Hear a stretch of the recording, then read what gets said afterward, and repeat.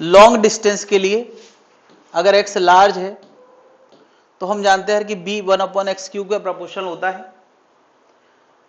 जैसा x के साथ प्रोपोर्शनलिटी यहां देखी गई वैसी प्रोपोर्शनलिटी बार मैग्नेट के लिए भी देखी गई। ऐसा देखा गया कि x बदलने के साथ साथ b इस तरह से चेंज हो रहा है। ठीक है, तो इसका मतलब यार कि मैग्नेटिक फील्ड की चर्चा यहां भी चल रही है, मैग्नेटिक फील्ड की चर्चा यहां भी चल रही है। तो इसका मतलब कि जैसे कॉइल में करंट एक सोर्स है मैग्नेटिक फील्ड का, वैसे ही इस बार मैग्नेट के अंदर भी कोई सोर्स है मैग्नेटिक फील्ड का। ठीक है, और अगर उसी की तरह की प्रोपोर्शनलिटी तो उसका भी फॉर्मूला उसी तरह का दिया जा सकता है। किस तरीके का? क्या बता, मैग्नेटिक फील्ड का फॉर्मूला है तो μ0/4π वहां आया है तो यहां भी आना चाहिए। नहीं, x³ वाला वेरिएशन प्रैक्टिकली देखा गया कि वहां भी है तो यहां भी होना चाहिए। अब बात आती है यार कि इस जगह पर क्या हो, तो हम ये कह सकते हैं यार क्योंकि वो भी मैग्नेटिक फील्ड का फॉर्मूला है तो यहां इस जगह पर एक क्वांटिटी आना चाहिए जो म्यू जैसी होना चाहिए। क्यों भाई? b डायमेंशनली वही है, x डायमेंशनली वही है, μ0/4π डायमेंशनली वही है, तो यहां जो क्वांटिटी आना चाहिए वो भी उसी डायमेंशन की आना चाहिए। नहीं तो मैं यहां पर उसका सिंबल थोड़ा बदल देता हूं, कुछ जगह सिंबल भी एक ही रखते हैं। ये कैपिटल M यहां पर क्या है? कैपिटल यहां पर M है magnetic dipole movement for bar magnet. जैसे यार वहां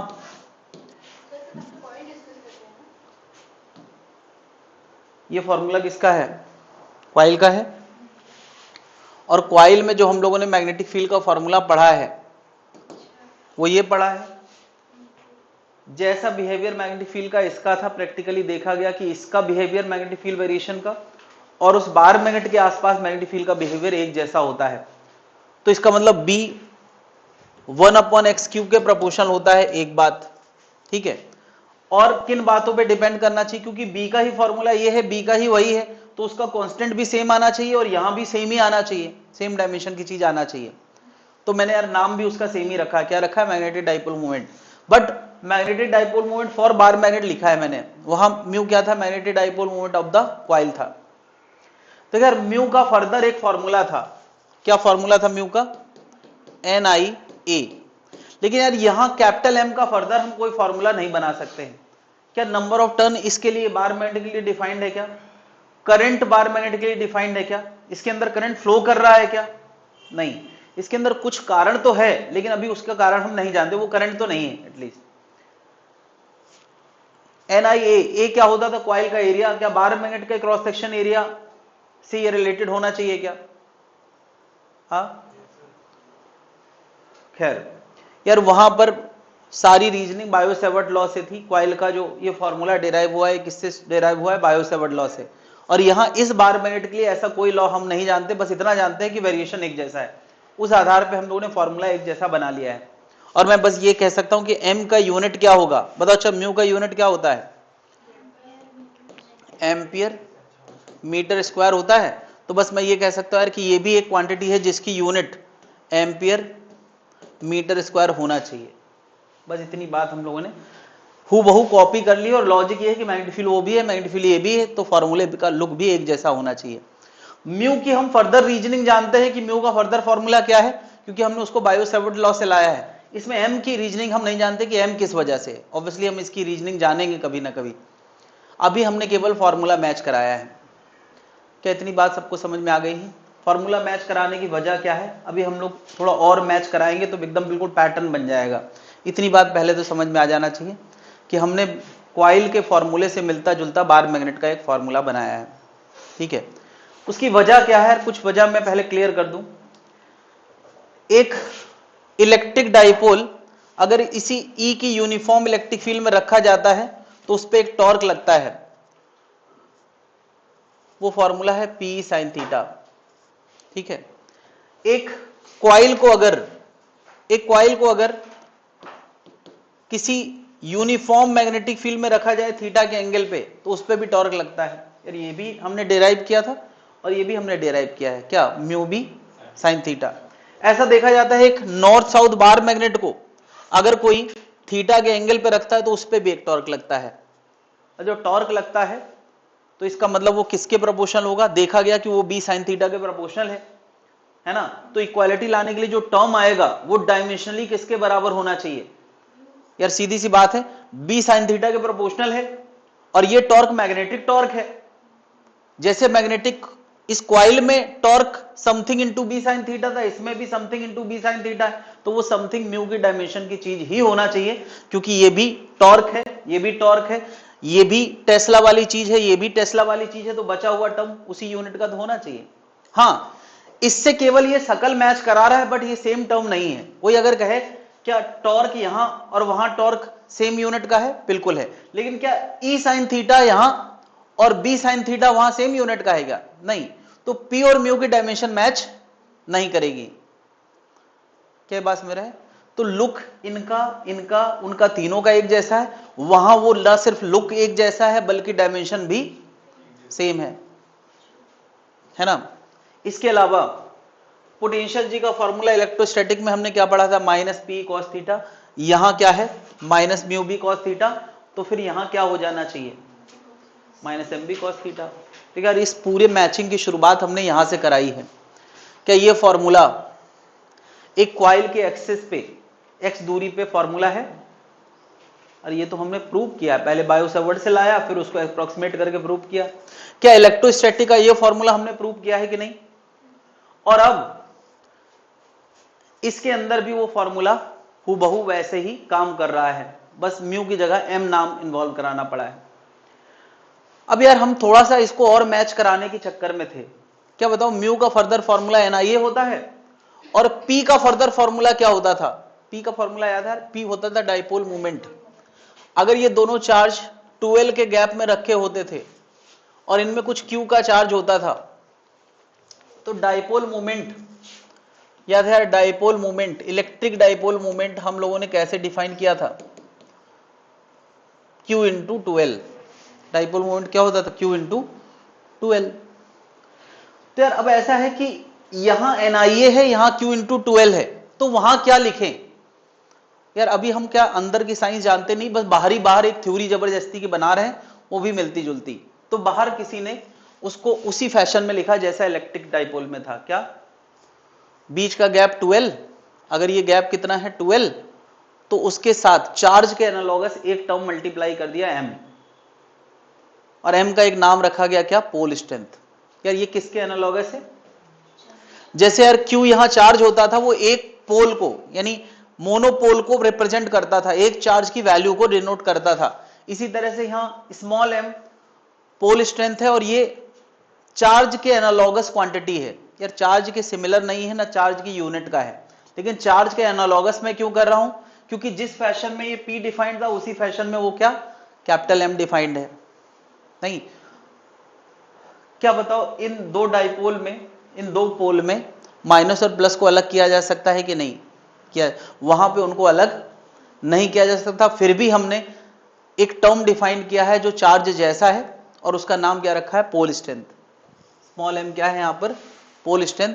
इस नॉर्थ पोल के लिए प्लस m और साउथ पोल के लिए क्या, माइनस m। ऐसा मैंने एक इमेजिनरी क्वांटिटी मान ली है, मानने में क्या जाता है, हमने केवल मान लिया है उसी फैशन में। ठीक है, अब यार m की यूनिट जानते हैं तो स्मॉल m की यूनिट हमें अपने आप पता चल जाएगी क्या होना चाहिए। ठीक है यार, इस थ्योरी को हम इतना आइडेंटिकल क्यों बना रहे हैं, क्योंकि बहुत सारी चीजें ऑलरेडी मैच कर रही हैं और कुछ चीजें हम अब और मैच करा सकते हैं। मुझे बताओ, अगर एक पॉजिटिव चार्ज Q1 और एक पॉजिटिव चार्ज Q2 अगल बगल रखा हो r दूरी पे, तो उनमें लगने वाला कूलम फोर्स हमने कभी पढ़ा है, क्या पढ़ा है, 1/4 pi epsilon Q1 Q2 upon r square. अब मैं कह रहा हूं अगर कहीं कोई एक नॉर्थ पोल यहां ला दे और एक नॉर्थ पोल यहां ला दे, हालांकि वो अकेला नहीं ला सकता है, लेकिन अगर पोल पोल पास लाए जाते तो वो भी एक दूसरे को फोर्स देते हैं कि नहीं, भाई नॉर्थ पोल फोर्स देते हैं कि नहीं। हालांकि कभी भी एक पोल अलग से एग्जिस्ट नहीं करता है, तो इस नॉर्थ पोल पे इन दोनों का इफेक्ट होगा, बल्कि इसका भी होगा। खैर वो बात इग्नोर करें। ऐसा देखा जाता है कि अगर मैं केवल इस पोल और इस पोल यानी प्लस m1 और प्लस m2 इनके बीच का अकेला फोर्स निकाल पाऊं किसी तरीके से, तो वो उसी लुक में, उसी फॉर्मेट में होगा जैसा कूलॉम्स लॉ का फॉर्मेट है। कूलॉम्स लॉ का फॉर्मेट क्या है? 1/4πε0 Q1 Q2 upon R square. नहीं तो मुझे बताओ इसके फोर्स का फॉर्मूला क्या होना चाहिए मैग्नेटिक फोर्स का? हाँ अच्छा दिख रहा है क्या? देखो यार ऐसा है कि इलेक्ट्रोस्टैटिक्स में जिस जगह पे 1/4πε0 आता है उस जगह पे यहां क्या आया है? μ0/4π। यानी हर जगह जहां 1/4πε0 आता है वहां क्या आता है? μ0/। तो यहां भी देखो यार वहां 1/4πε0 है तो यहां क्या आया है? μ0/4π। वहां Q1 Q2 है तो यहां क्या आएगा? m1 m2 upon R square. यानी यार कूलॉम लॉ ही बेसिक लेवल पे मैच कर गया पोल डिफाइन करने के बाद। m डिफाइन करने के बाद देखो कूलॉम लॉ जैसा हमने एक फॉर्मूला बना दिया और ये प्रैक्टिकली फॉलो होता है, इसलिए हमने उसको इतना मैच कराया है। हालांकि एक पोल अलग से एग्जिस्ट नहीं करता है बट ये फॉर्मूला एग्जिस्ट करता है अगर हम पोल अलग से मान लें तो। यार ये फॉर्मूला कब काम कर रहा है? ये इस पोल और इस पोल के बीच में लगने वाला फोर्स है। तो फिर थोड़ा और आगे बढ़ते हैं। मुझे बताओ एक क्यू चार्ज से r दूरी पर हम लोगों ने इलेक्ट्रिक फील्ड का फॉर्मूला कभी क्या पढ़ा है? 1/4πε0 Q अपॉन R स्क्वायर। तो क्या यहां भी हम ऐसी बात कर सकते हैं कि नहीं कि एक पोल है प्लस m, दूसरे पोल की हम चर्चा ही नहीं कर रहे हैं, एक पोल है प्लस m, केवल एक पोल है और इस पोल की वजह से कोई पूछे r दूरी पे b का फॉर्मूला क्या होना चाहिए तो तुम बना सकते हो यार μ0/4π बोलो m/r स्क्वायर। यार ऐसा करने से फायदा क्या हुआ है कि जितनी थ्योरी तुमने इलेक्ट्रोस्टैटिक्स से एसोसिएटेड पढ़ी है इलेक्ट्रिक फील्ड से E से रिलेटेड और जितनी थ्योरी तुमने F से रिलेटेड पढ़ी है वहां कहां इलेक्ट्रो में वो यहां भी एग्जिस्ट। बल्कि अब देखो टॉर्क का फॉर्मूला मैच कर गया पोटेंशियल जी का। तो जितनी भी बातें हम लोगों ने इलेक्ट्रिक डाइपोल से एसोसिएटेड पढ़ी हैं वो मैग्नेटिक डाइपोल यानी बार मैग्नेट से एसोसिएट होने वाली है। कॉइल से तो ऑलरेडी जितनी एसोसिएटेड है वो मैंने लिख दी है, लेकिन कुछ एक्स्ट्रा बातें इलेक्ट्रो और बार मैग्नेट की और मैच करने वाली हैं कि अगर हम एक पोल अलग से निकाल पाए तो उसकी इलेक्ट्रिक फील्ड उसी के एनालॉगस है, अगर हम दो पोल अलग से निकाल पाए तो उनमें लगने वाला फोर्स उसी कूलॉम लॉ के एनालॉगस है। तो क्या बहुत कुछ मैच करने वाला है? नहीं। अच्छा मुझे बताओ अब तक की कहानी में क्या क्या कैसे कैसे एनालॉगस है? एनालॉगस केवल बात करते हैं।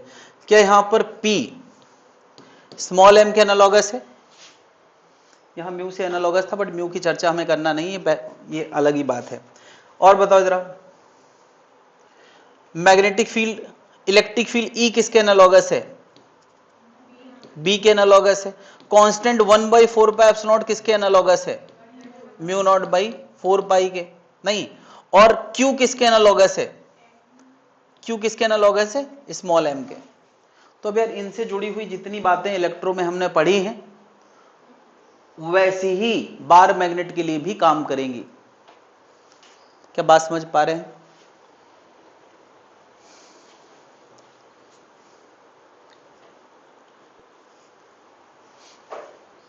जब हमने इलेक्ट्रोस्टैटिक पढ़ा था तो इलेक्ट्रिक फील्ड का ये फॉर्मूला पढ़ा था और दो पोल प्लस और माइनस दोनों का असर किसी r दूरी पे इसी फॉर्मूले की मदद से लिख के नेट निकाल के हमने ये फॉर्मूला डिराइव किया था। नहीं ये फॉर्मूला कैसे डिराइव किया था याद है यार कि यहां किसी P पॉइंट पे प्लस Q का असर कितना माइनस Q का असर कितना फिर दोनों का नेट निकाला था तब ये डिराइव हुआ था कि नहीं? तो उसी तरह की कहानी बना के क्या अब हम यहां बातें कर सकते हैं कि किसी P पॉइंट पे प्लस m का असर कितना माइनस m का असर कितना फिर उसका नेट निकाल के फॉर्मूला डिराइव करेंगे तो ये फॉर्मूला आ जाएगा? नहीं ये फॉर्मूला एक्सियल पोजीशन वाला फॉर्मूला है। तो क्या इलेक्ट्रोस्टैटिक में हमने एक और फॉर्मूला पढ़ा था इसके इक्वेटोरियल पे याद है क्या होता था? 1/4πε0 kp अपॉन r3। तो क्या यहां भी बार मैग्नेट की इक्वेटोरियल पोजीशन पे ऊपर कहीं किसी P पॉइंट पे अगर हम मैग्नेटिक फील्ड का फॉर्मूला बनाएं तो क्या बनेगा? जब पूरी थ्योरी मैच कर गई तो ये भी मैच करेगा। क्या बनेगा? μ0/4π m/x3।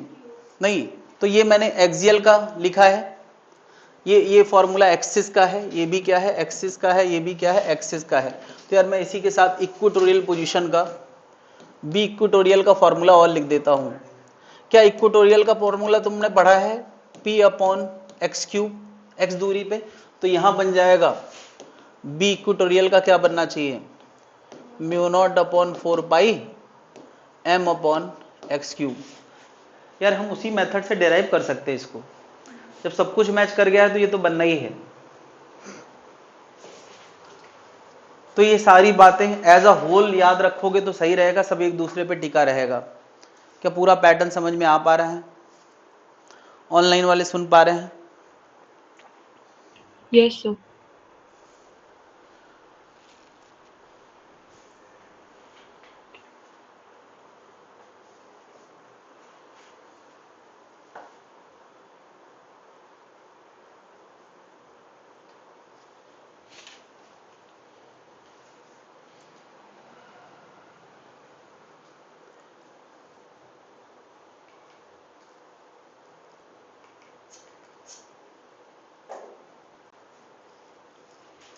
कुछ क्वेश्चंस एग्जांपल में याद दिला रहा हूं जो पहले हमने इलेक्ट्रो में पढ़े हैं, अभी मैं उसी को, एक क्वेश्चन मैंने बनाया था, ये -2q है, यहां +q रखा है और यहां +q रखा है, ये एंगल 60 डिग्री का है।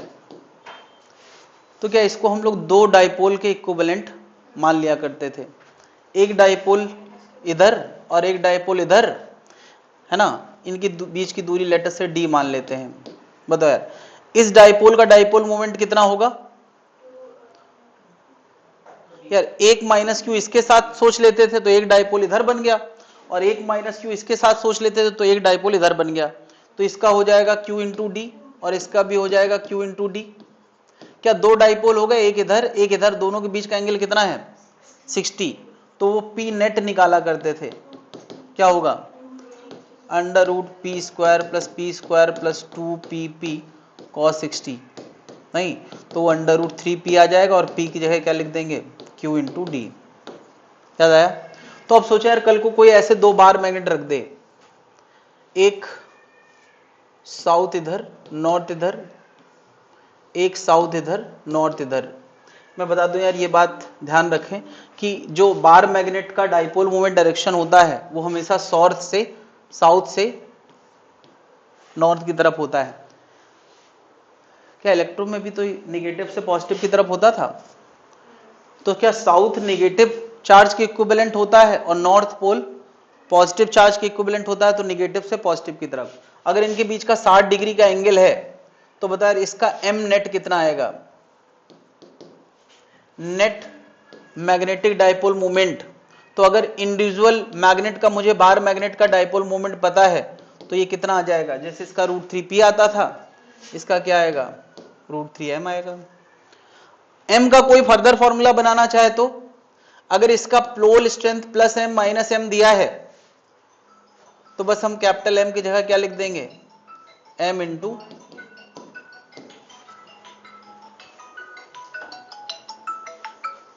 हेलो, अरे आप आने वाले थे होली के बाद?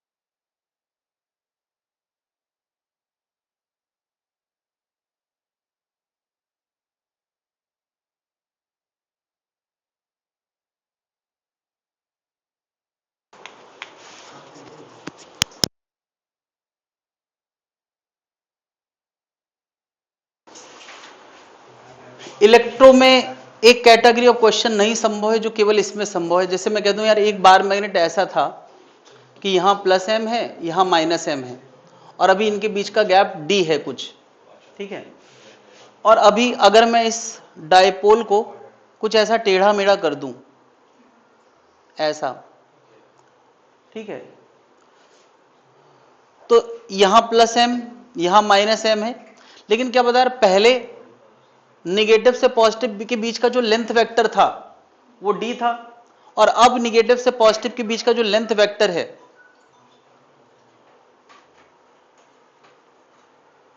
हेलो जी जी जी बताएं। कल है क्लास 4 बजे से। जी जी मैं बात कर लूंगा, अभी क्लास ले रहा हूं, ठीक। तो अगर मैं कह रहा हूं कि निगेटिव से पॉजिटिव की लेंथ, मॉडिफाइड लेंथ कुछ एल इफेक्टिव हो गई है, ऑब्वियसली पहले से वो कमी हो गई होगी, तो ये एल इफेक्टिव मैटर करेगा। यानी अब जो इसका डाइपोल मोमेंट नया होगा एम प्राइम, यार पहले एम कितना था, वो था एम इंटू बीच का गैप। यार बीच का गैप कभी कभी 12 लिखा जाता है, कभी कभी कुछ डी भी हो सकता है, मतलब सीधे सीधे डी। तो पहले कितना था, एम इंटू डी, और अब नया वाला कितना हो जाएगा, वो हो जाएगा M into L effective. L effective अगर कम हुआ है तो एम प्राइम भी। फॉर एग्जाम्पल जैसे मैं कह दूं कि इसका एक सर्किल बना दिया गया है, ठीक है, ये प्लस एम और ये माइनस एम, इसका सर्किल बना दिया गया है। हाँ सेमी सर्किल, बिल्कुल सेमी सर्किल। तो मुझे बताओ इसका रेडियस ए पता कर सकते हैं कितना, एक मिनट, इसकी टोटल लेंथ तो वही पुरानी वाली है यार, इसी को हमने क्या बना दिया है, सर्किल बना दिया है। तो क्या हम डी को लिख सकते हैं पूरे सर्किल की लेंथ, और सर्किल की लेंथ कितना, पाई ए, तो ए बराबर कितना हो गया, डी बाई पाई। क्या ये रेडियस गिवन डेटा में आ गई। तो इसका m क्या होगा, नया m कितना होगा, वो होगा small m into D by pi, okay 2d by pi, sorry 2d by pi. क्या इतनी बात समझ में आ रही यार, ये पहला वाला m था, ये नया वाला m है। अगर कोई चाहे तो इन दोनों को कंपेयर कर सकता है, क्योंकि आमतौर पे स्मॉल m गायब ही करना होता है। तो नया वाला m पुराने वाले m का कितने टाइम्स हो गया है, क्या ये बातें कर सकते हैं, m अपॉन एम प्राइम, वो कितना आ जाएगा, वो आएगा d upon 2d by pi, D D cancel, तो m प्राइम का आंसर आएगा पाई m बाई 2। क्या समझ पा रहे हैं। तो ये एक नई कैटेगरी ऑफ क्वेश्चन है, अब तक यही सर्किल पे ही बात ज्यादा करी गई है, इसलिए मैंने वही एग्जांपल ले लिया है।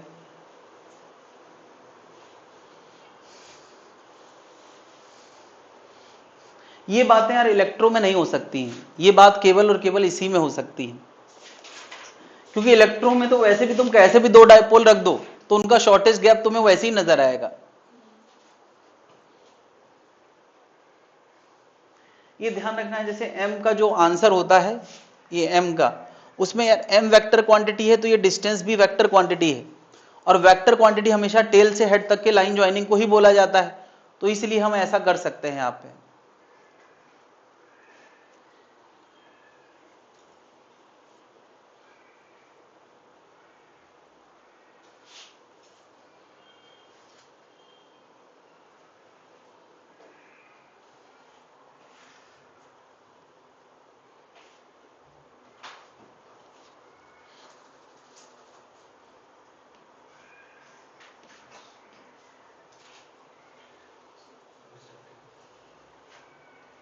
क्लियर है, इसमें कोई दिक्कत है आगे समझ में।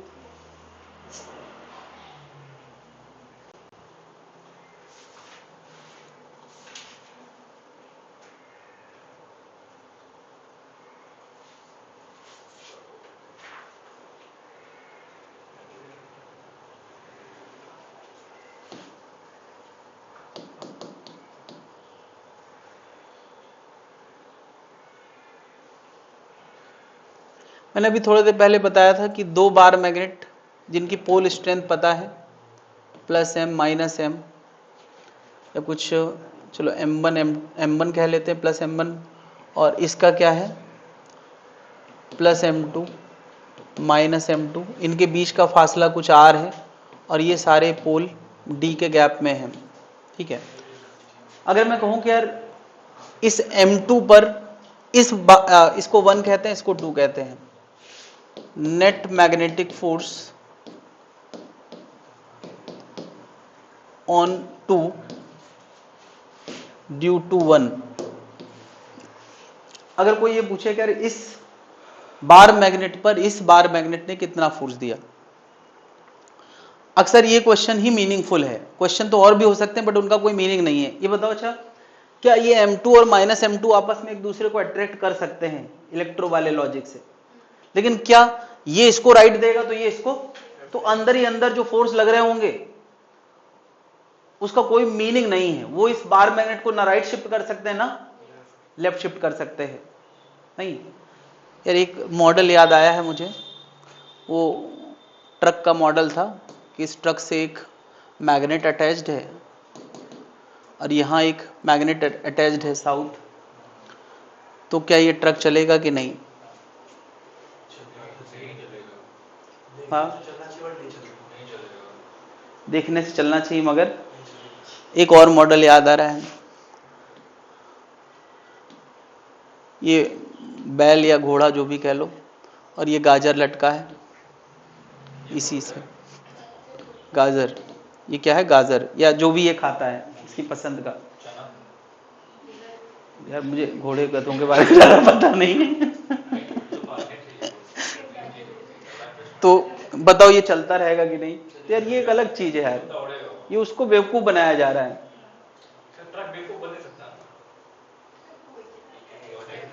वो लॉ पे चलेगा, ये जानवर है, ये लालच पे चलेगा। जानवर लालच नहीं करते, वो जरूरत पूरी करते हैं। एक शेर पेट भर के बैठा सामने निकल जाए कुछ नहीं करता। जरूरत का लालच, जरूरत का भी तो लालच होता है। ओके, जरूरत बना दिया सर उसको अपने लॉ प्रूव करने के लिए। हाँ, तो यार भैया मैं बस ये बताने की कोशिश कर रहा हूं कि यार यहाँ जो फोर्स लगेंगे, मान लिया नॉर्थ साउथ एक दूसरे को अट्रैक्ट करेगा, तो यार इसको लेफ्ट फोर्स लगेगा, इसको राइट। अगर मेरे को इस सिस्टम में नेट फोर्स कितना मिला है, कुछ नहीं, तो सिस्टम आगे नहीं बढ़ेगा। बस इतनी सी बात है यार। इसको अगर लेफ्ट फोर्स लग रहा है तो इस पूरे टुकड़े को अंदर की तरफ भी लग रहा है, और इसको राइट लग रहा है तो इस पूरे टुकड़े को आगे भी लग रहा है। तो इनडायरेक्टली इस रॉड को कोई वजह नहीं मिल रही है, या इस पूरे ट्रक को कोई, इस सिस्टम को कोई वजह नहीं मिल रही है आगे मूव करने की, तो ऐसा कोई नियम सक्सेसफुल नहीं हो सकता है।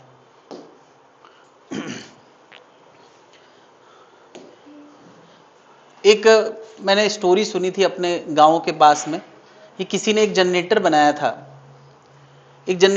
था, वो उसके बारे में मैंने उसी एज में सोचना शुरू किया था। मुझे लगता मैं 5th 6th 7th क्लास में था। तो उसमें जनरेटर का उसने प्रिंसिपल मुझे रफली किसी ने बताया कि ऐसा प्रिंसिपल है कि वो मैग्नेट लगा है, और जब वो घूमता है तो लास्ट में जब वो रुकने ही वाला होता है तब उसको मैग्नेट अट्रैक्ट कर लेता है, तो उसको जो लॉस होते हैं उस दौरान वो मीट आउट हो जाते हैं। नहीं समझे? एक सर्कुलर चीज अगर लगातार हम घुमा पाए तो कोई भी मशीन काम करने लगती है। तो लगातार घुमाने में क्या होता है कि एक बार घुमा तो अगली बार वो जस्ट पीछे जाके लौट आता है, तो उसको वहां पे एक मैग्नेट लगा दिया जिसने उसको अट्रैक्ट कर दिया, तो वो घूम गया। फिर अगली बार वो और नीचे आया तो फिर मैग्नेट ने, तो ये उनका कॉन्सेप्ट था। पता नहीं किसी ने मुझे बताया कि ऐसा कुछ प्रिंसिपल है उसका, तो उससे वो उसने बल्ब जला के दिखा दिया। मतलब बल्ब जलेगा ही भाई, रोटेशन पैदा करना है किसी जनरेटर में, तो उसने बल्ब जला दिया।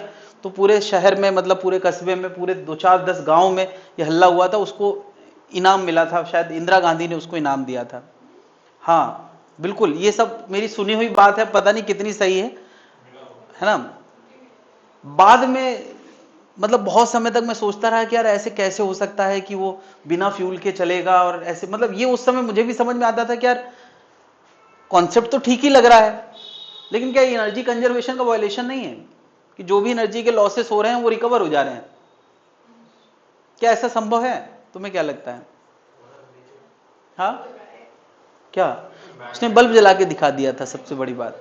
तो उसका ये मानना था कि यार कि हम कुछ मिस कर रहे हैं जिसकी वजह से इसको सस्टेन नहीं करा पा रहे हैं, वो भी थोड़ी देर में रुक जाता था। लेकिन अगर मैं जला पा रहा हूं इसका मतलब मैंने डिस्कवरी तो करी है। अभी क्या नेता लोग तो बिना सोचे समझे भी इनाम दे देते हैं। तो लॉजिक ये था कि जब हम उसको स्टार्ट करने में एनर्जी देते थे ना, वही एनर्जी उसको बल्ब जलाने में मदद करती थी। जैसी वो एनर्जी खत्म, इसके बाद बल्ब का जलना खत्म। उसको सस्टेन कराना संभव ही नहीं था, क्योंकि एनर्जी कंजर्वेशन के नियम के खिलाफ था। वो दोबारा कभी सुनने में नहीं आया कि वो फिर आगे क्या हुआ उसका। अरे उसका कुछ हो ही नहीं सकता था यार। तो ऐसी बहुत सारी मैं सुनता हूँ सोशल मीडिया में, कई बार डिस्कवरी आ जाती है कि ये करके दिखाया, वो करके दिखाया। अरे यार कुछ चीजें तो जो पहले से हो रखी है वो तुम दोबारा करके दिखा रहे हो, तो कौन तुम्हें साइंटिस्ट मान लेगा। लेकिन हाँ, वो लोकल जनता कहती है कि चलो इसने हेलीकॉप्टर बना के दिखा दिया, वो मोटरसाइकिल के इंजन से, वो मोटरसाइकिल के इंजन से पंखा चला दिया। तो अब यार प्रिंसिपल तो दुनिया में पहले से मौजूद है, तुमने कौन सी डिस्कवरी कर ली यार। और इतना खतरनाक बनाया है, किसी दिन वही पंखा तुम्हारे गले में लगेगा तो पता चलेगा कितना। भाई कंपनीज बनाती हैं तो बहुत सारी रिसर्च करके बनाती हैं, बहुत सारे फैक्टर्स कैलकुलेट करके कि कितनी स्पीड चाहिए, क्या कंट्रोल चाहिए। अब कोई इस तरह के खिलवाड़ करेगा तो बर्बादी करेगा। यानी देखा जाए तो अब यार कुछ ऐसा डिस्कवर करने को नहीं रह गया जो सिंगल आदमी डिस्कवर करेगा। हाँ, जुगाड़ कुछ बना सकते हो कि हाँ तुमने लकड़ी की साइकिल बना दी, उसमें एक पंखा फिट कर दिया जो हवा दे रहा है, तो ये सब जुगाड़ है यार, इसमें कोई रिसर्च या डेवलपमेंट नहीं है। साइकिल, एक लकड़ी की साइकिल कोई बनाया था, उसका सोशल मीडिया में वायरल हो गया था। ये भी सोशल मीडिया के पेज पे बहुत चल रहा है कि टॉय फर्स्ट डे कार के अंदर मोटर फिट है, सेकेंड डे मोटर बाहर है, थर्ड डे मोटर में तुमने कुछ लगा दिया, तो छोटे मोटे इंजीनियर बन गए।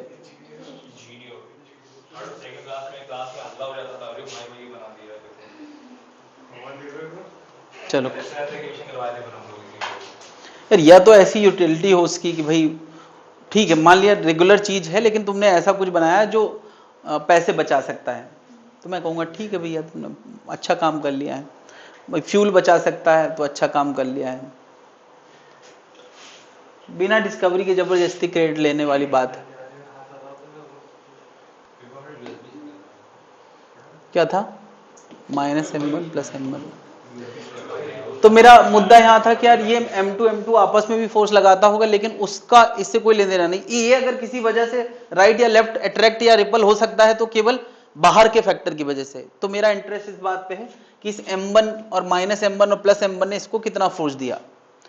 तो देखा जाए तो यार इस M2 पे किसका किसका असर होगा यार, +m1 का असर होगा और नहीं यार, तो on M2 due to M1 असर होगा और ड्यू टू -m1 असर होगा कि नहीं, बताओ।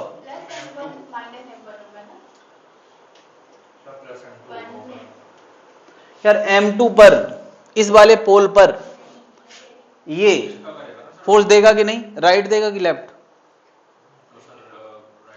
रिपल है तो राइट कर देगा, और ये यानी एक फोर्स राइट आने वाला है और दूसरा कहाँ आने वाला है, लेफ्ट। कितना आने वाला है जरा मुझे बताएं, ये फोर्स कितना लिखोगे?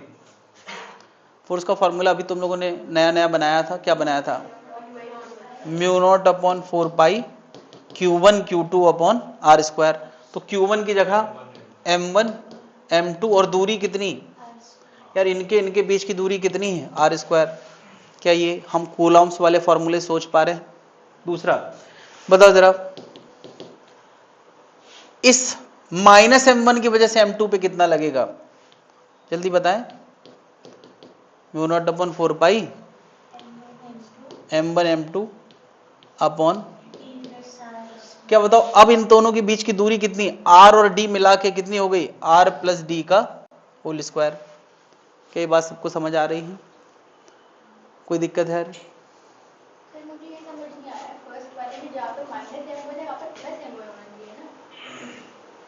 ये तो हमारे ऊपर, हम किसी चीज को कैसे रखना चाहते हैं। अगर हम इसको पलट के रख दें, कहना क्या चाहती हूँ, मतलब मैंने उल्टा रखा है, ये तुम कहना चाह रही हो? किसी मैग्नेट को पलट के नहीं रख सकते हम? रख सकते हैं। वैसा होगा तो क्वेश्चन में थोड़ा क्रम बदल जाएगा। अब कौन बचा, ऑन -m2। मुझे बताओ, ये तो अभी +m2 पे हम बात कर रहे थे, अब किस पे बात कर रहे हैं, -m2। -m2 पे बाहर की दुनिया से कौन कौन फोर्स लगाएगा, हाँ, due to plus m1 due to minus m1। बता प्लस m1 ये वाला इस पर राइट फोर्स देगा या लेफ्ट? लेफ्ट देगा। कितना?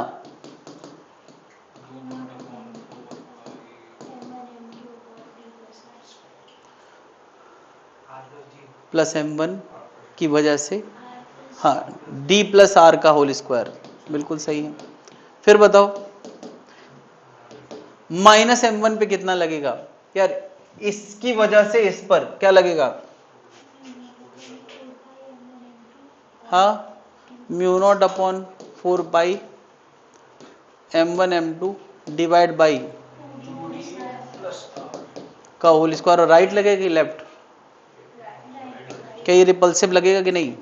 तो यार देखो, दो राइट आए हैं और दो लेफ्ट आए हैं। चलो इनको नाम रख देते हैं F1 F2 F3 F4। तो F नेट कितना होगा यार? हम जब भी फोर्स लिखते हैं तो उसमें साइन नहीं लगाते हैं, हम राइट लेफ्ट से काम चलाते हैं और आखिरी में हम साइन को हैंडल कर सकते हैं।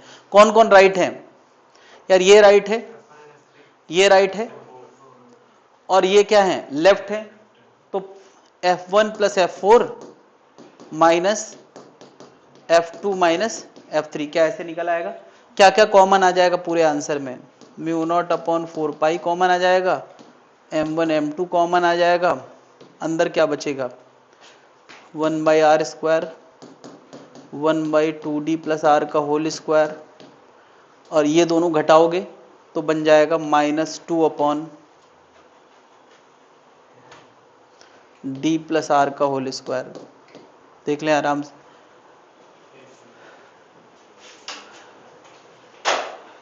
देखो यार, एक साथ इतने बड़े क्वेश्चन के चांसेस कम हैं, बट तुम आंसर अकेले देखो तो यार तुम्हें इतना सब जगह समझ में आ रहा है। Mu not m1 m2 by 4 पाई ये तो आना ही है। बस ये देखना है कि किनमें किसने राइट दिया और किसने किसने लेफ्ट दिया और दूरियां कितनी है, तो तुम आंसर मैच कराने में कोई बहुत ज्यादा टाइम नहीं लगेगा, है ना। कल को ऐसा भी हो सकता है किसी का इंटरेस्ट केवल इस पे हो कि इस m1 ने इस माइनस m2 पे कितना फोर्स दिया, तो वो एक ही चीज पूछ ले, मान लिया कि इस m1 ने इस माइनस m2 पे कितना फोर्स दिया, तो ऐसी कोई भी बात करी जा सकती है, इसलिए मैंने ये क्वेश्चन बताया है। तो यार जैसा कूलॉम्स लॉ पहले था वैसे ही अब भी है। ये क्वेश्चन इतना लंबा इसलिए आया है क्योंकि ये पोल्स को कभी अलग, चार्ज में तो अलग से क्वेश्चन हो सकता है कि इस Q1 ने इस Q2 को कितना फोर्स दिया, तो ये तो हो सकता है, लेकिन यहां कभी पोल का अलग से कोई प्रैक्टिकल एग्जांपल हो नहीं सकता, इसलिए यही प्रैक्टिकल है। मिनिमम प्रैक्टिकल यही है कि दो पोल इधर हो, दो पोल इधर हो, उनका फोर्स पूछा जाए, यही एक प्रैक्टिकल क्वेश्चन है। तो यार क्योंकि एक प्रैक्टिकल क्वेश्चन तो हम लोग कर ही लें कम से कम, ये कूलॉम्स लॉ जैसी बातें यहां हम कर रहे हैं। क्लियर है भाई?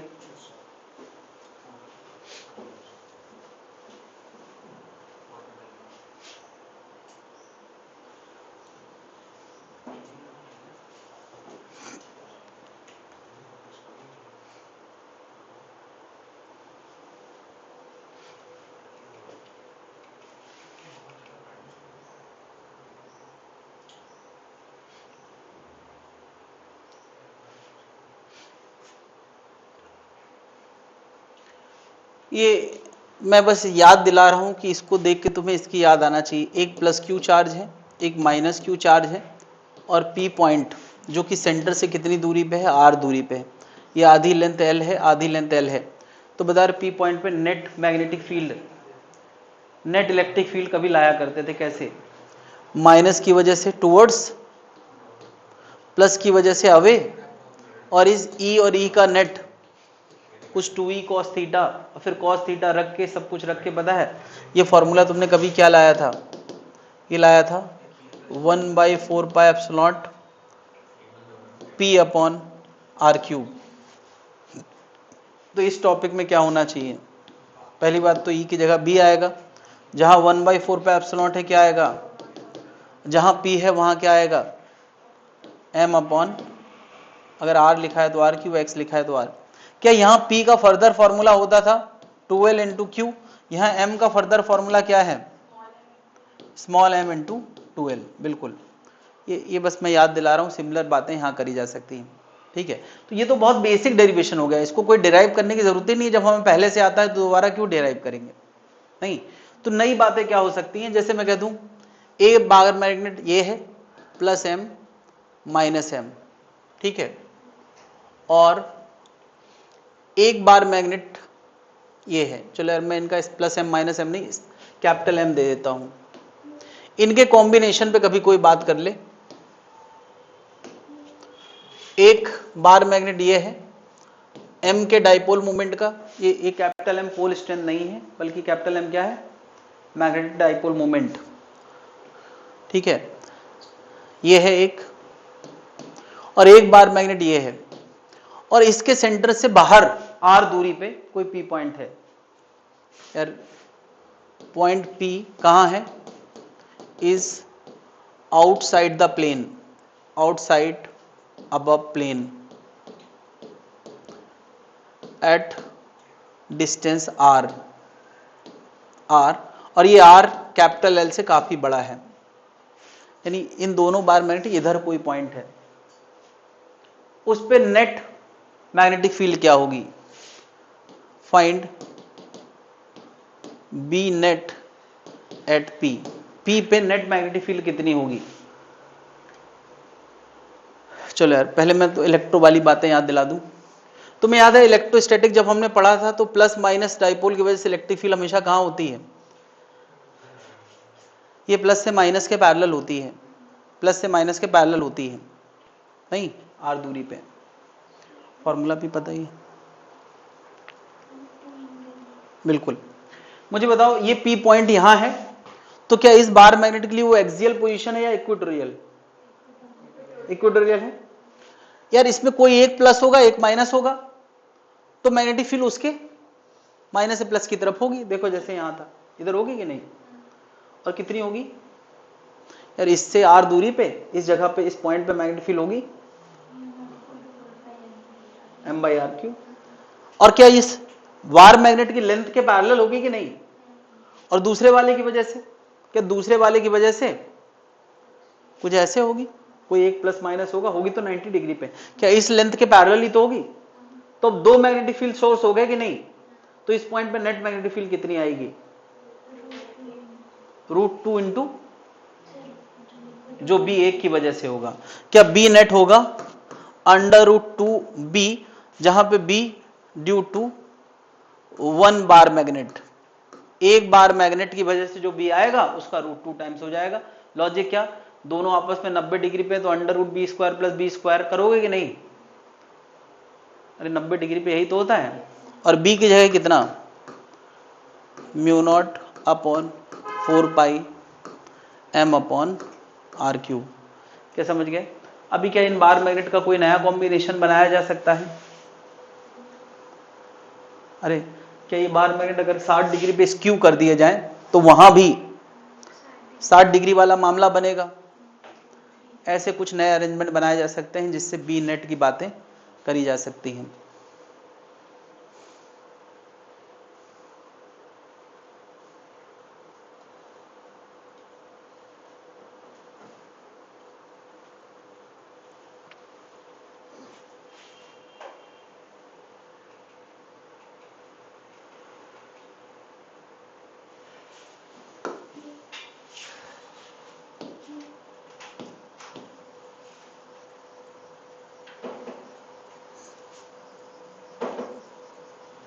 मैं एक अरेंजमेंट बना रहा हूं, देखें कितने लोग इस पे रिएक्ट कर पा रहे हैं।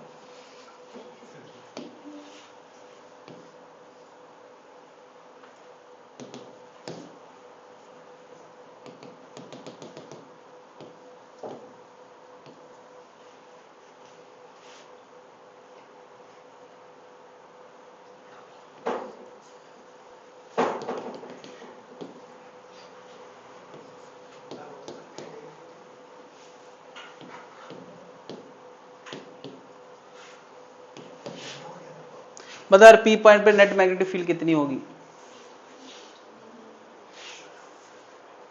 B net at P,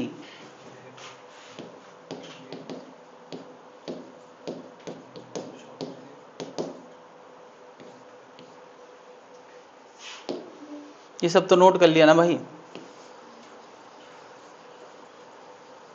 P पर B नेट कितना होगा?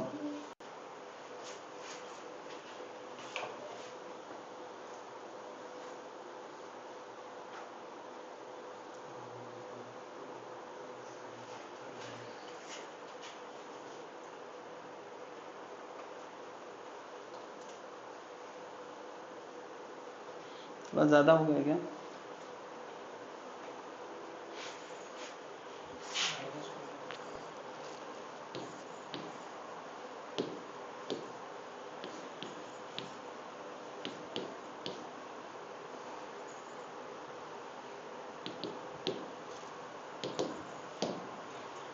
यहाँ भी यार बी नेट एट पी बताना है। मुझे लगता है तुम लोग ये पहले करो फिर उसको करना। पी पॉइंट पे बी नेट कितना होगा, और आर बहुत बड़ा है, यानी इसकी अपनी लेंथ के मुकाबले आर बहुत लार्ज है, यानी वो अप्रोक्सीमेट फॉर्मूला ही चलेगा। दूसरा कौन सा तुम्हें याद है?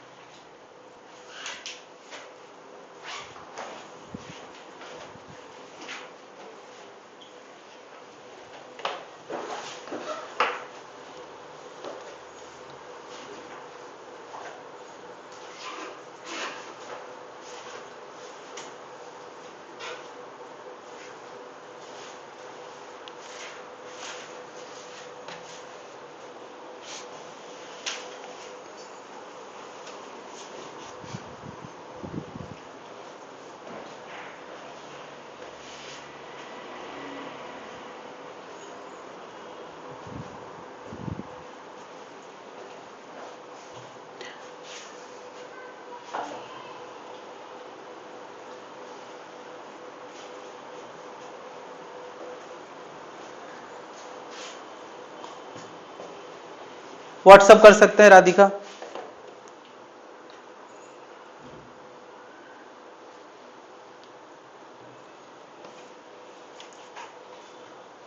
हो गया? कौन वाला?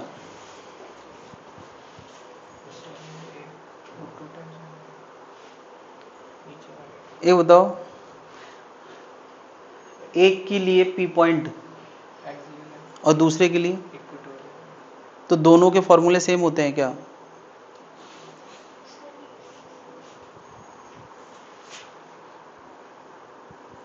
ठीक है।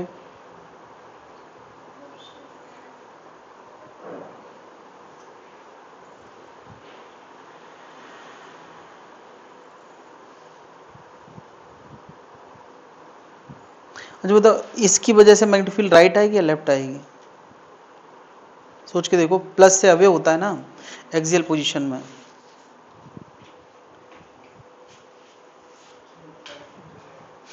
बताओ जरा, ये वाला प्लस और माइनस का इफेक्ट नेट में इधर आता है कि नहीं?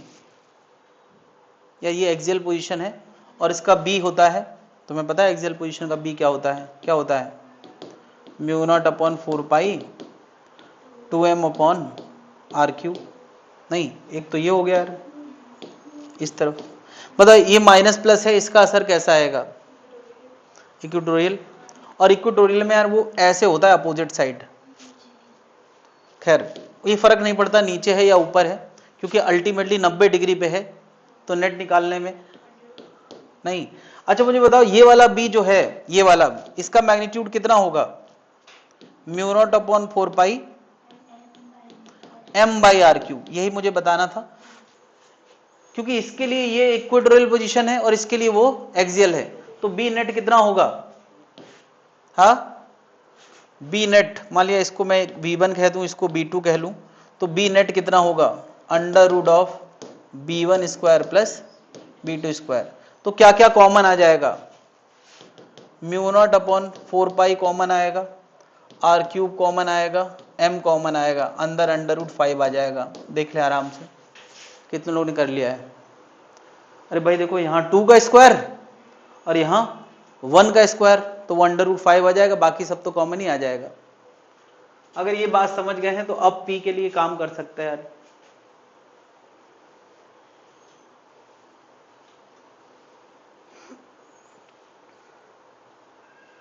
क्या जगह खत्म हो गई? नहीं, इसके बाद क्या है?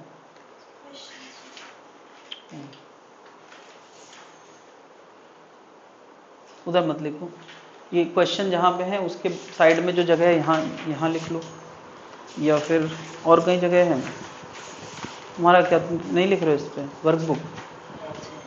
हाँ इधर लिख सकते हो, पहले लिख सकते हो, ये वाले पेज सही है, ये वाले पेज में लिख लें, थोड़ा और पहले, और पहले। अभी ख़त्म कहाँ हुआ? ठीक है, तुम वर्कबुक नहीं यूज़ कर रहे हो यार।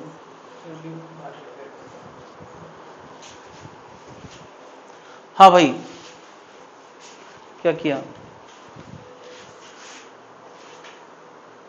ठीक, एक से एक घटाओगे तो एक बचेगा। नेट बताना है तो साइन लगाना ज़रूरी नहीं है।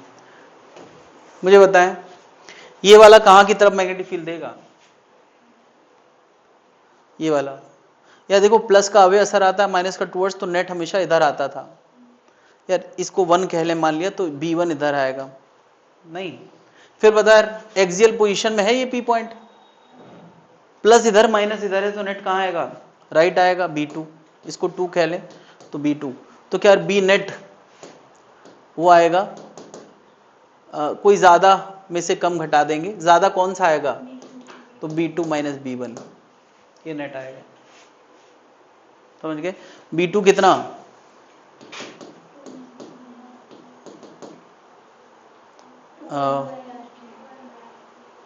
M/R³। एक में 2 आएगा, एक में 1 आएगा, तो 2 माइनस 1 कितना हो गया? 1। क्लियर है भाई? तो इस तरह की बातें कर लेंगे। कुछ ऐसा बनाया जाएगा जिसमें ज्योमेट्री सिंपल हो, 60 डिग्री का मामला, 90 डिग्री का मामला, 180 का मामला, 0 का मामला।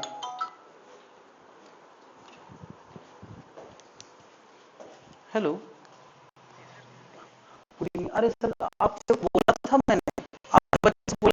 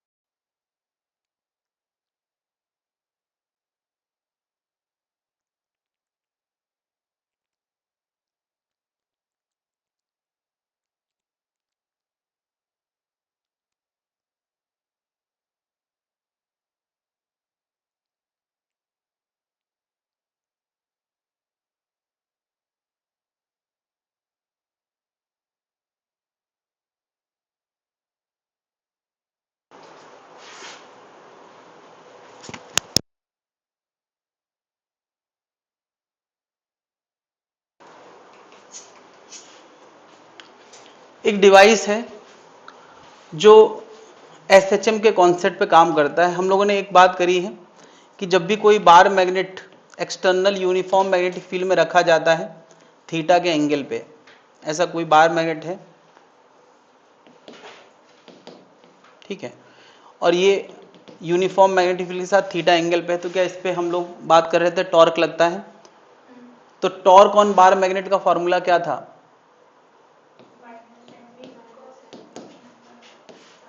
mb sine theta. अब हम लोग टॉर्क या फोर्स कभी साइन के साथ लिखते ही नहीं है। मुझे बताओ, अगर ये थीटा एंटी क्लॉकवाइज है तो इसको लगने वाला टॉर्क क्लॉकवाइज होगा। ये बात हम लोगों ने इलेक्ट्रो में कभी प्रॉपर डिराइव करी है, इस तरह का फॉर्मूला आपकी इलेक्ट्रो में आवाज हम नहीं हो रही।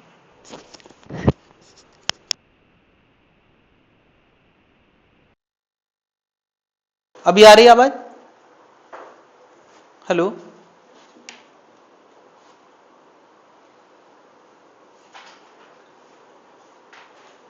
एक बार रिस्टार्ट कर लें, इसको फिर से कनेक्ट कर लें।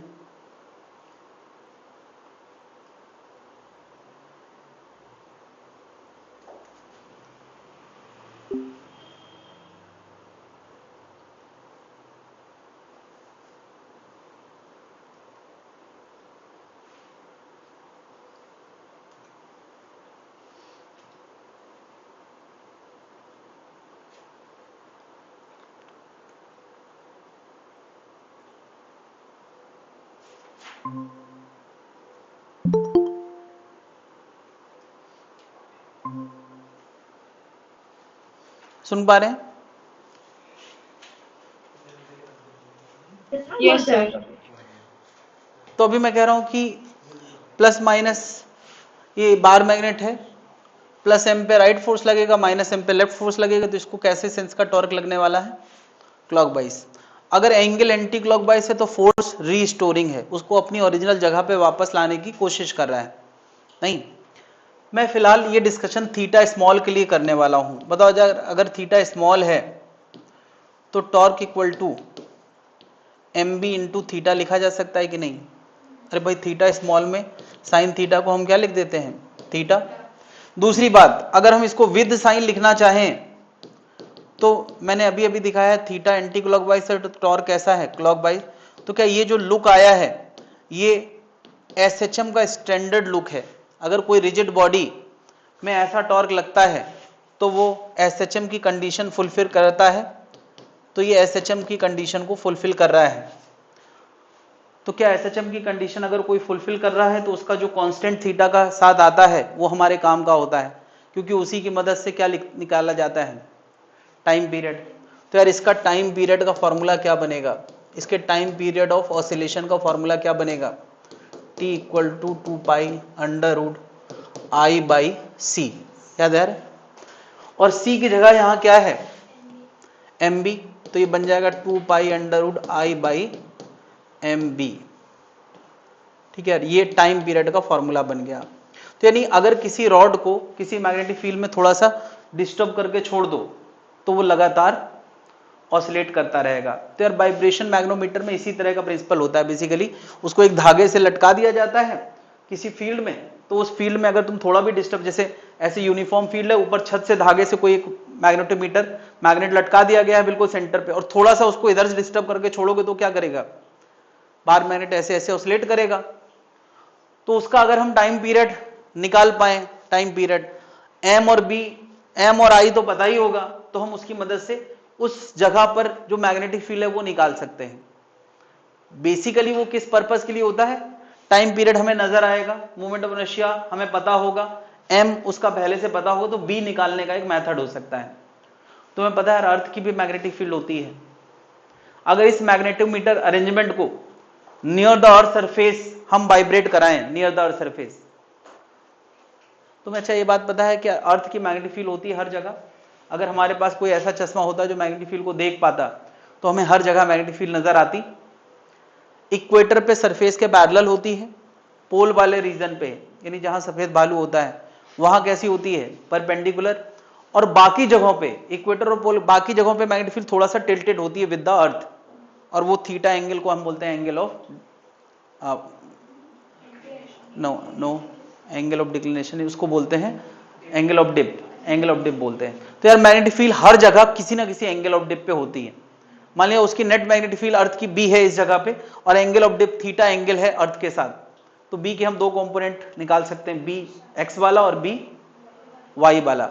तो सोचो यार हमारा मैग्नेटोमीटर का जो मैग्नेट है वो ऐसे ऐसे हॉरिजॉन्टल प्लेन में ऑसिलेट करने के लिए फ्री है, दूसरे प्लेन में वो ऑसिलेट करने के लिए फ्री ही नहीं है। उसको धागे से नहीं बांधा गया है, ऐसे बांधा गया है कि वो केवल हॉरिजॉन्टल में घूम पाए। तो वो किस मैग्नेटिक फील्ड को ला के देगा? बी एक्स वाले कंपोनेंट को या बी वाई वाले को? एक्स वाले को। अगर उसी मैग्नेटिक मीटर को लिटा के रख दिया जाए या हम कंपास नीडल को वर्टिकल प्लेन में रख के उसको वाइब्रेट कराएं तो उसका टाइम पीरियड बी वाई ला के देगा।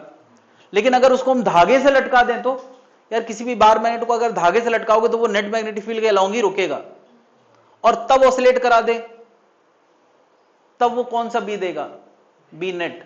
ये बात समझने की है कि जिस मैग्नेटिक फील्ड के इन्फ्लुएंस में वो ऑसिलेशन करेगा, जो रीस्टोरिंग फील्ड होगी उसी को लाके देगा।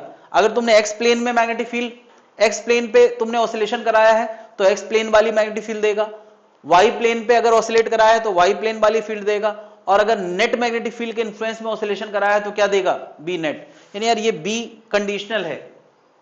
अगर हमारा मैग्नेटोमीटर ऐसे रखा है ऐसे, और ये हमारा ये मैग्नेट है जो ऐसे ऐसे हॉरिजॉन्टल सरफेस के पैरेलल है, जमीन के पैरेलल है, तो जो आगे पीछे ऑसिलेट करेगा तो वो उसमें किसका इन्फ्लुएंस होगा, bx का। तो फिर टाइम पीरियड बन जाएगा 2 pi under root I by M B X. सोचा ये हमारा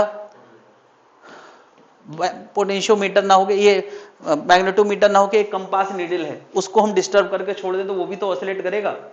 उसका हमें इस बार, वो भी बार मैग्नेट ही होता है, उसमें जो एरो बना होता है उसमें एक नॉर्थ पोल होता है और एक साउथ पोल, तो क्या पता है इसका भी कोई एम होगा।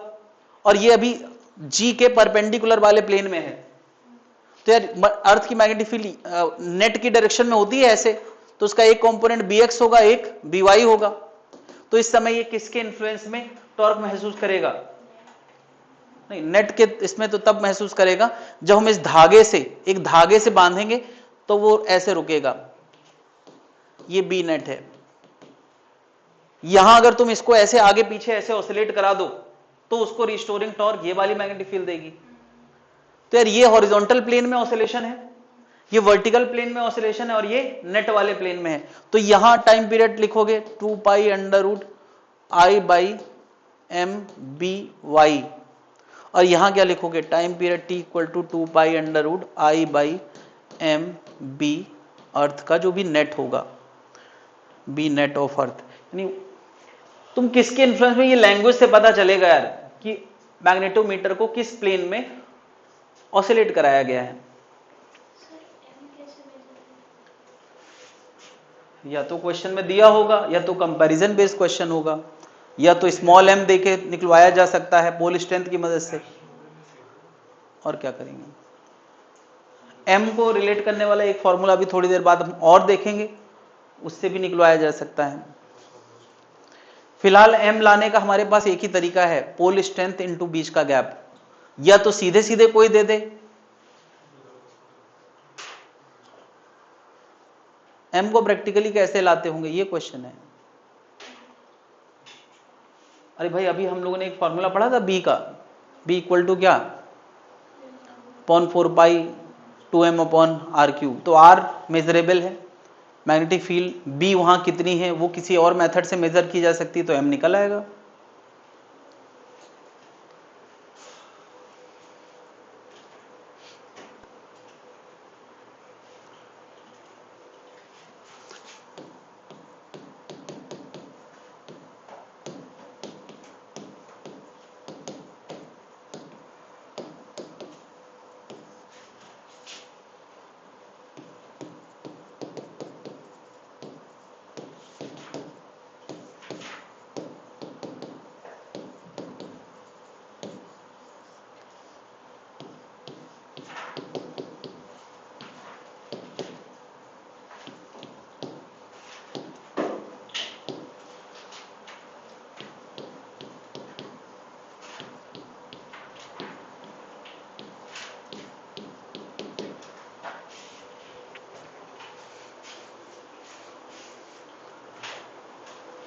तो ये सिंपल यार एसएचएम की थ्योरी पे बेस्ड ये कॉन्सेप्ट है जो हमें पता होना चाहिए।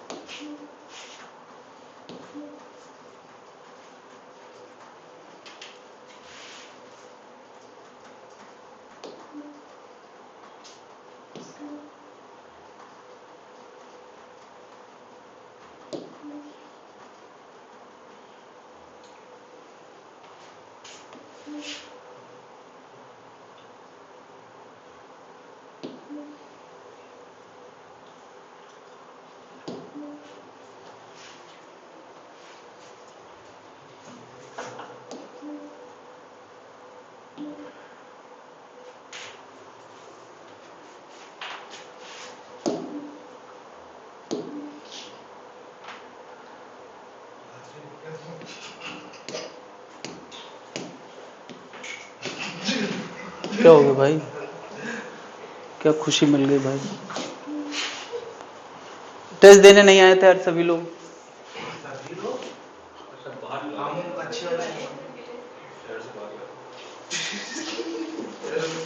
मैंने तो पूछ के ही टाइम डिसाइड किया था ताकि सब लोग शहर से बाहर वापस आ जाए।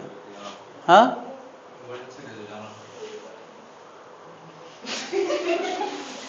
और कौन कौन आया था, कौन कौन नहीं आया था? अच्छा, क्या ये 11:30 वाला फाइनल हुआ था ना टाइम, कि इसमें डाउटफुल था कि केमिस्ट्री होगी बट नो ऐसा कुछ? केमिस्ट्री होगी तो भी 11:30 से, नहीं होगी तो भी 11:30 से, ये तय हुआ था। कंफ्यूजन कहाँ था? 11:30 रखा ही इसलिए था कि अगर होगी तो उनके टाइम के बाद होगा, क्योंकि बाकी लोगों को तो पता नहीं रहता, इसलिए पहले से क्लियर कर लिया गया था। ठीक, कोई बात नहीं, तुम लोग पहले से दुखी हो गए यार टेस्ट पेपर छूटने के लिए। जो लोग नहीं दिए हैं दुखी नहीं है, दुख नहीं महसूस हो रहा है टेस्ट पेपर छूट गया?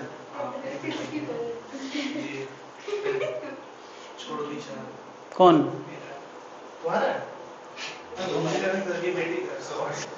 तो तुम्हें क्यों लगा ऐसा, क्यों? मुझे लगा बच्चा ही यूज करता है।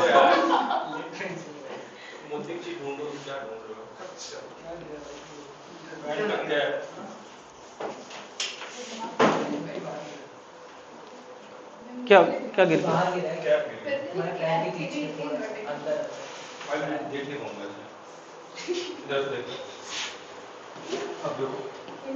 क्या कर रहे हो?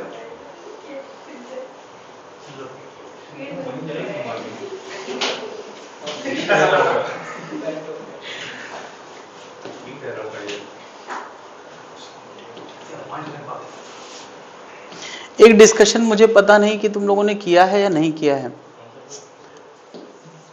एक चार्ज अगर सर्कुलेट कर रहा है तो उसका एक इफेक्टिव करंट होता है, फिर उसका डाइपोल मूवमेंट होता है। ऐसी कोई बात हम लोगों ने कभी करी है या नहीं करी है? चलो फिर से कर लेते हैं। एक क्यू चार्ज अगर लगातार किसी सर्किल में घूम रहा है आर की रेडियस पे, तो इसका एक इफेक्टिव करंट होता है। बताओ अगर करी है तो इफेक्टिव करंट क्या होता है?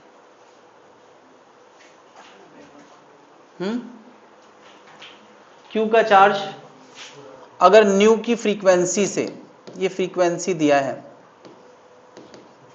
न्यू की फ्रीक्वेंसी से अगर लगातार घूम रहा है तो ये करंट कैरिंग वायर जैसा, करंट कैरिंग कॉइल जैसा बिहेव करता है। नहीं, तुम यार करंट कैरिंग कॉइल में इससे पहले सीधे सीधे करंट दिया जाता था और कॉइल की दो बातें होती थी। एक तो कॉइल की वजह से सेंटर पे मैग्नेटिक फील्ड और कॉइल की वजह से मैग्नेटिक मूवमेंट, दो बातें हम लोगों ने कभी पढ़ी हैं। तो वो दोनों ही फॉर्मूले करंट से रिलेटेड थे। डाइपोल मूवमेंट का फॉर्मूला होता था NIA और मैग्नेटिक फील्ड का फॉर्मूला होता था, मैग्नेटिक फील्ड का फॉर्मूला होता था, बताओ यार क्या होता था? μ0I/2R at centre. क्या ये दो फॉर्मूले कभी पढ़े हैं? NIA और, लेकिन यार I क्या, तो अगर कोई करंट कैरिंग लूप होता तो I दिया जाता था सीधे, लेकिन यहां पे I नहीं दिया, बल्कि ये कहा एक चार्ज लगातार घूम रहा है, तो क्या वो भी एक करंट की तरह बिहेव करता है? बिल्कुल। अगर एक ही चार्ज बहुत तेज स्पीड में लगातार घूम रहा है, उसका एक क्लाउड बन गया है बहुत तेजी से घूमता हुआ, तो मैं कहूंगा वो एक करंट कैरिंग वायर जैसा बिहेव करेगा। और करंट कैरिंग वायर की तरह बिहेव करेगा तो उसका अपना एक मैग्नेटिक डाइपोल मूवमेंट होगा और उसकी अपनी एक मैग्नेटिक फील्ड होगी। यानी चार्ज जो कि मोशन में है वो क्या दे सकता है? मैग्नेटिक फील्ड दे सकता है। यार अभी तक हम कह रहे थे करंट मैग्नेटिक फील्ड दे सकता है। अब मैं क्या कह रहा हूं, चार्ज मैग्नेटिक फील्ड दे सकता है ना। तो उसका इफेक्टिव करंट क्या होगा वो याद रखना बड़ा आसान है। मैं सीधे फॉर्मूला लिख रहा हूं, Q इंटू फ्रीक्वेंसी। अब इसको मैं महसूस करा रहा हूं। बताओ Q की यूनिट क्या होती है, कूलम, और फ्रीक्वेंसी की पर सेकेंड। तो कूलम इंटू फ्रीक्वेंसी बन गया कूलम पर सेकेंड, और कूलम पर सेकेंड क्या होता है, करंट। याद रहेगा यार सोचो, एक चार्ज कुछ है 2 कूलम का, और वो हर सेकंड 10 बार घूम जाए, तो एक जगह से वो कितना चार्ज फ्लो कर गया, 20 कूलम पर सेकंड। तो वही उसका इफेक्टिव करंट। तो यार ये फॉर्मूला बड़े आराम से याद रह जाएगा, इसीलिए मैं ये फॉर्मूला तुम्हें डब्बे के अंदर बंद करा रहा हूं। क्योंकि कूलम फ्रीक्वेंसी की पर सेकंड, तो बन गया कूलम पर सेकंड, वही करंट की यूनिट होती है। तो क्या करंट की यूनिट सबको पता है, कूलम पर सेकंड होती है। अब रही बात कि क्या इसको और फॉर्मूलों से रिलेट किया जा सकता है, बिल्कुल। पता है फ्रीक्वेंसी को हम और क्या लिख सकते हैं, 1 अपॉन टाइम पीरियड। क्या फ्रीक्वेंसी को और हम क्या लिख सकते हैं, ओमेगा बाई 2 पाई। अरे नहीं पता क्या, omega equal to 2 pi into frequency होता है। तो फ्रीक्वेंसी की जगह क्या लिख सकते हैं, ओमेगा बाई। क्या ओमेगा को हम और क्या लिख सकते हैं, क्या ओमेगा को v बाई आर लिख सकते हैं। तो ये बन जाएगा, नहीं, ओमेगा को v बाई आर लिख सकते हैं। तो v बाई आर, ये फॉर्मूला आई का ये बन जाएगा। तो कौन सा रटना चाहोगे, क्या सारे रट पा रहे हो, कौन सा, Q इंटू फ्रीक्वेंसी रटोगे और उससे सारे फॉर्मूले लुक ला सकते, पता नहीं कब किस लुक में बात आ जाए। तो अब ऐसा है कि अगर तुम्हें I का आंसर पता चल गया, इसको मैं इफेक्टिव करंट कह रहा हूं, तो क्या इस इफेक्टिव करंट की मदद से अब मैग्नेटिक मोमेंट का फॉर्मूला बना लोगे कि नहीं। यार ये कड़ियां जोड़ के ही कोई सीख सकता है। क्या ये I इफेक्टिव उठा के यहां रख दो, क्या एक ही चार्ज लगातार सर्कुलेट करे तो उसमें नंबर ऑफ टर्न जैसी कोई बात हो ही नहीं सकती, वो हम एक ही मानेंगे, एक टर्न, क्योंकि एक ही चार्ज लगातार घूम रहा है, यहां पे 10 टर्न जैसी कोई बात हो ही नहीं सकती। तो यार एक टर्न आई की जगह कितना, Q इंटू फ्रीक्वेंसी, और एरिया की जगह कितना, पाई आर स्क्वायर। नो डाउट इसके भी अब डिफरेंट लुक हो सकते हैं। क्या फ्रीक्वेंसी की जगह ये डाल दो, ये डाल दो, या ये डाल दो, बहुत सारे लुक आ जाएंगे नहीं। खैर मैंने इसको 2 को क्यों अंडरलाइन कर दिया है, बस ये वाला याद रखें, बाकी सब स्किल का पार्ट होगा। इसी तरह से किसी चार्ज जो कि सर्कुलर मोशन में लगातार घूम रहा है, उसकी वजह से सेंटर पे magnetic field mu naught upon 2r होता है। आई की जगह क्या लिख सकते हो, बहुत सारी चीजें लिख सकते हो। तो क्या बी के भी बहुत सारे फॉर्मूले आ जाएंगे।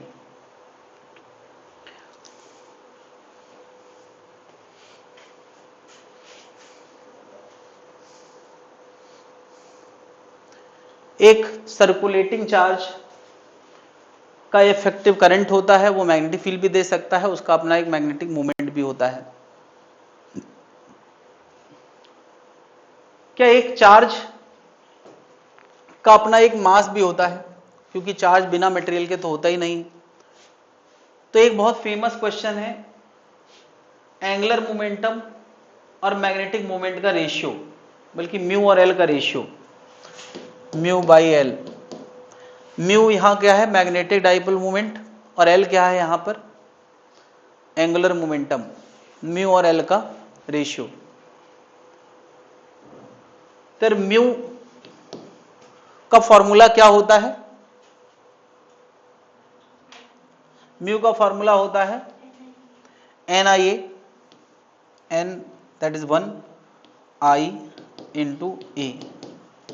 और L एंगुलर मोमेंटम हमने मैकेनिक्स में पढ़ा था क्या, MVR। क्योंकि यार MVR में यहां V आया है, तो मैं I का फॉर्मूला V पे लिखना चाहूंगा। I का फॉर्मूला V में तुमने ये पढ़ा है, QV upon 2 pi R into pi R square divide by MVR।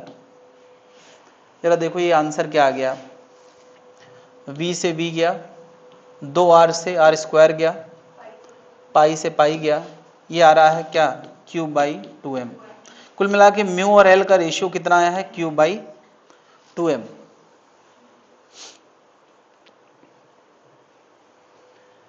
एक चार्ज अगर क्लॉकवाइज घूम रहा है, पॉजिटिव चार्ज ऐसे क्लॉकवाइज, तो बता उसकी मैग्नेटिक मोमेंट की डायरेक्शन कहां बोली जाती है, एक करंट कैरिंग वायर अगर क्लॉकवाइज है तो उसका मैग्नेटिक मोमेंट अंदर बोला जाता है, मैग्नेटिक फील्ड भी अंदर बोला जाता है।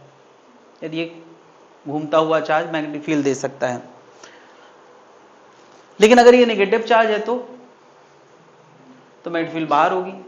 अच्छा, एंगुलर मोमेंटम की डायरेक्शन कभी मैकेनिक्स में हमने पढ़ी है, वो तो उसी रूल से देते हैं। कैसे? अंदर।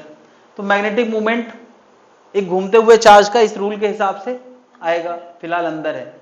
लेकिन अगर ये पॉजिटिव है तो इसका म्यू भी अंदर होगा, तो दोनों का साइन क्या होगा? सेम होगा। यानी यार ये जो म्यू और एल का रेशियो Q/2m आया है फॉर पॉजिटिव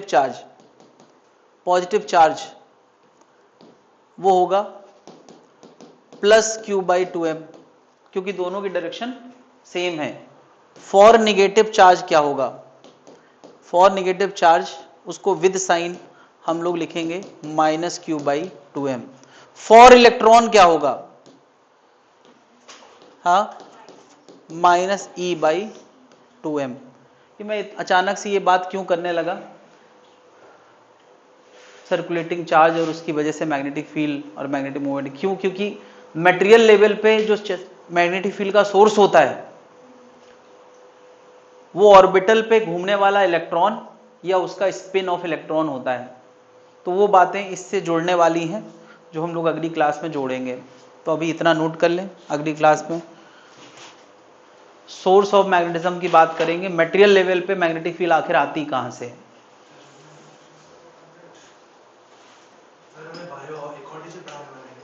हाँ हाँ, जो तुम्हारे टॉपिक सर ने बोले हैं, फैजान सर ने, कि ये टॉपिक उनसे पढ़ लेना बोला है, वो बता दिया है सर को, वो टॉपिक उनसे पढ़ लो, तो जितना जल्दी हो जाए उतना जल्दी हो जाएगा। और जो केमिस्ट्री वाला है तो वो सर कल से आएंगे, गौरव सर, ठीक है। उनका मैसेज कितने बजे का आया है? 9:15 का। तो सुबह बायो हो गया और शाम को मेरे टाइम के बाद या तो केमिस्ट्री होगी या तो उनके टाइम के बाद केमिस्ट्री होगी, वो सर कंफर्म करेंगे। हाँ हाँ, वही